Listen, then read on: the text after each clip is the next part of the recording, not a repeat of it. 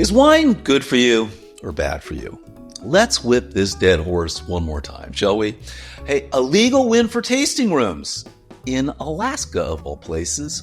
American wine, Chilean juice, California labels. Welcome to the loophole nobody put on the back label. When there's too much wine on the shelf but not enough grapes on the vine, believe it or not, California may potentially have a very weird grape shortage. All that and more on this week's episode of This Week Uncorked.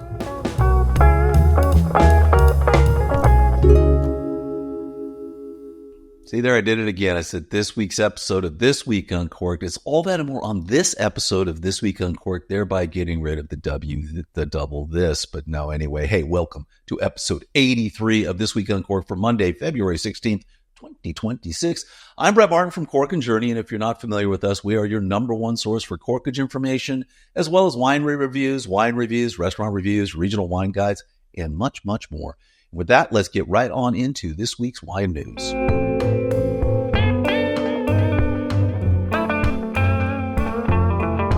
All right, we're going to go somewhere we don't go often, but why not? We're going to go to UC Davis, and it's a UC Davis magazine. If you don't know, UC Davis has one of the largest enology departments in the world. A lot of winemakers go there to study. So they actually had an article in their magazine called "Is Wine Really Healthy?" And the experts summarized the research. Why not? Another article on wine's health benefits, how it's going to kill you or not kill you. Anyway, this article kind of goes into all of the little nuanced aspects of it, cancer risks, lower overall mortality among moderate drinkers, stuff we've talked about over and over again. But if you're interested in it, it's yet another article on it. From the article, though, however, as pointed out in a recent publication by UC Davis scientists, the complex matrix of wine, I found this really interesting, composed of thousands of plant and fermentation-derived compounds, is completely unlike distilled spirits. Yet public health recommendations related to alcohol intake do not take such factors into account. I thought this was crazy because this is something I've always wondered. It's like, is in fact one glass of wine, one 5-ounce glass of wine or 4-ounce glass of wine equivalent to one shot of whiskey? Because they really, even though there's alcohol in both of them, are completely different. So it's kind of taking that down. Like no one's really ever looked at, because when they look at this, it's like X number of glasses of alcohol are good for you. We know wine has some benefits. Drinks maybe have some benefits. Anyway, continuing from the article, in September, a group of experts came together to talk about the big question: is wine really healthy? The answer isn't simple. It's nuanced, shaped by scientific evidence, cultural context, drinking patterns, and individual biology. But interestingly, wine could be more than a drink when you combine it with certain foods, and the health effects may in fact vary depending on your gut microbiome. A lot of factors taken into effect. But we'll follow this because I think we're really honing down on this as to whether or not wine is in fact potentially beneficial, not only across the board. We'll see. All right, moving on with the news. Not often that I bring in a news story from a law firm, but this is Jessica M. Brown and Miriam Radiance over at Holland and Knight, a law firm. This is their Holland and Knight Insights. And this story was just so funny. I had to bring it up because it's just constant. State and local governments are trying to mess with wineries, distilleries, tasting rooms of any kind, whether it's for beer or whatever. So this struck me as funny, especially since it was in Alaska. But kind of summarize the story here briefly. There was a 2006 decision by the Alaskan Superior Court that struck down a key provision in Senate Bill 9, which limited breweries and wineries from hosting live music and most non-product focused entertainment in their tasting rooms. I love this. In Zip Kombucha LLC versus Richard, the court ruled those restrictions violated free speech protections under both the U.S. and Alaska constitutions, significantly expanding the tasting room operator's ability to offer expressive entertainment and other events. Why? You've got a nice little tasting room. Why can't you have live music? Probably a neo-prohibitionist, gosh knows, but Alaska, it's a pretty red state. I wouldn't expect this. Anyway, from the article, or from the legal briefing, the court invalidated the statutory provisions prohibiting live music performances, karaoke, televisions, and most audiovisual presentation-based displays unless they directly promoted the producer's products or process.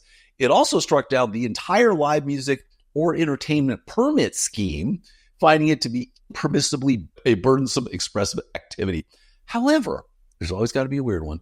The court left intact restrictions on non-expressive conduct, such as pool tables, dart games, and certain organized activities where those do not involve speech or expressive content. Okay, we're going to let you have your brewery, and we're going to let you have your tasting room, and you can have your live music, but we're not going to let you cross into the zone of you're now a bar. So kind of get it.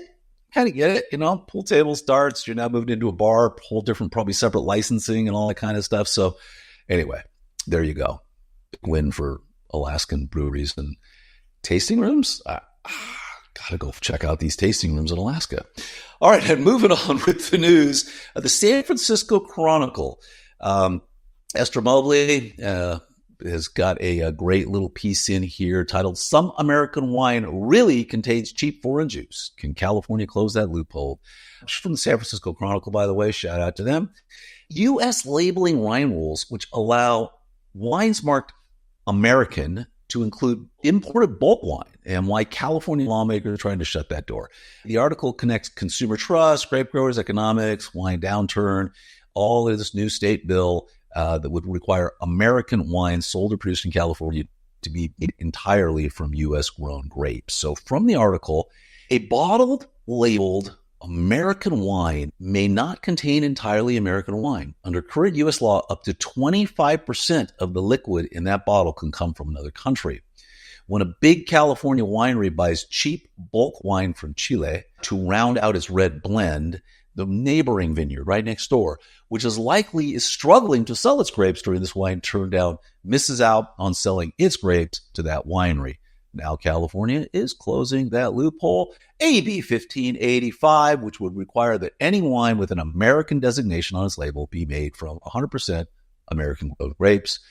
It would apply to any wines produced and sold in California. They should just fix the law nationwide. This should be since it's a U.S. loophole that allows 25%.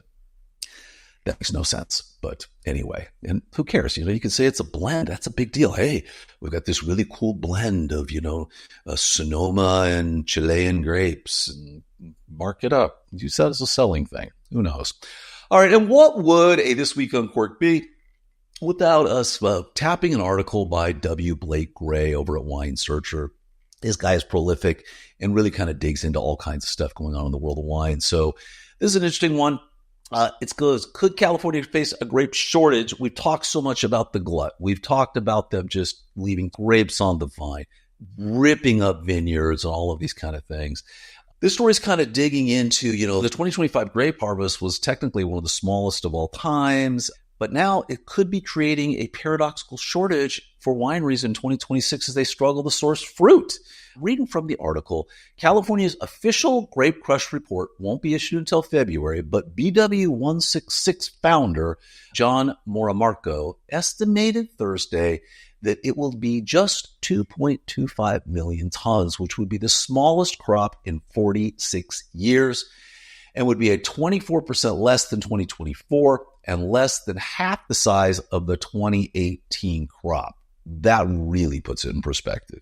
The only good news out of this is that Moramarco thinks the state's wine industry may finally reach a balance this year between supply and demand. In fact, because many farmers might choose not to tend their vineyards this year, Moramarco thinks it's possible California may even have a grape shortage in June or July of this year. We could see wineries needing grapes and not being able to find them. Who knew? But maybe we're starting to hit bottom.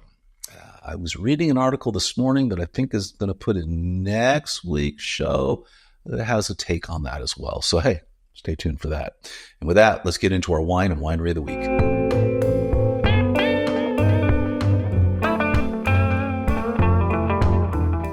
So, hey, we're going to talk about the Robert Mondavi Winery at Arch and Tower. And this is kind of wild. So this is right on the river in downtown Napa. And This was opened up while they were remodeling the Mondavi Winery, which just recently opened this year or late last year. This is still open, though, as I checked. So this is a beautiful little outdoor tasting room plus an indoor tasting room. It's 2 stories. It's gorgeous. They spent a ton of money getting this thing ready to host people. So I was there in 2023, and this place was amazing. It is still going, so give it a shot. Price range for tastings there is 65 to 165. If you think Mondavi, well, think again. They have some absolutely amazing wines, but you know that anyway. And our wine of the week is also going to be from Napa, and it is Taken From Granite. This is a really interesting wine. We rated it 93 points. This is a 2001. You can still find it from Swan Song. It's just a nice wine. It is at the point where it's my very last bottle. I was talking to producer Freddie before the show, and I said, God, I wonder if I have one of these. Probably going to drink it tonight because it's reaching that point. But if you can find one, and there's still some out there, grab it, ready to drink, let it sit for a week, and see what you think. And with that, let's move on to our restaurant and Corkage of the week.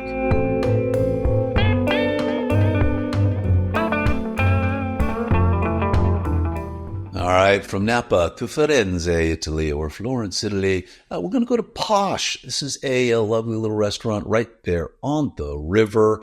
Just literally, we were staying at a hotel just down the street from it. Just stumbled into this place, and it was kind of posh. But believe it or not really all that overly expensive and not stuffy. You wouldn't know it from the photos, but my goodness, it was just a lovely wait staff, lovely setting. You're on the river. Dishes are amazing. The artistry going into the plating, as you can see, a lot of time spent on it. A great little spot in Florence, and it's really off the beaten path, so you'd have to look for it. So these are the kind of places we like to point out. So if you're on vacation in Florence, check out Posh. You will like it. And since they basically do not allow you to bring in outside alcohol to Posh, there is no corkage allowed there, at least no stated corkage. In Italy, if you develop a relationship, you can kind of do that, but there's no stated corkage.